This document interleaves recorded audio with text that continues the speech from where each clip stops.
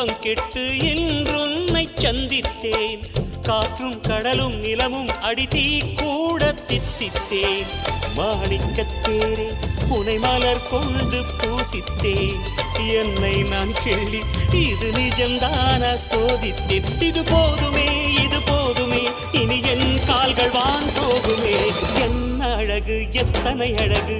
கோடி மலர் கொட்டிய அழகு இன்றெந்தன் கை சேர்ந்ததே